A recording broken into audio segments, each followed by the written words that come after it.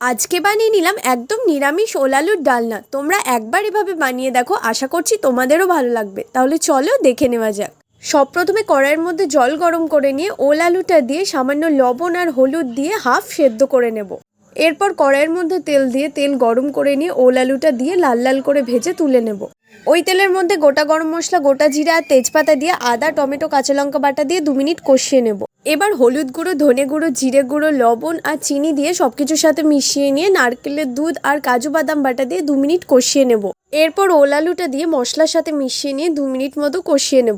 খুলে দেখি তেল ছেড়ে এসেছে। এরপর পরিমাণ মতো জল দিয়ে সামান্য লবণ দিয়ে 5 মিনিটের জন্য ঢাকা দিয়ে দেব।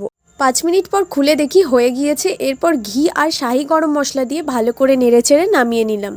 রেসিপিটি যদি ভালো লেগে থাকে লাইক, কমেন্ট, শেয়ার করবেন। আর যারা আমার চ্যানেলে এখনও নতুন তারা অবশ্যই চ্যানেলটিকে সাবস্ক্রাইব করে পাশে থাকা বেল আইকনটি প্রেস করে দেবেন।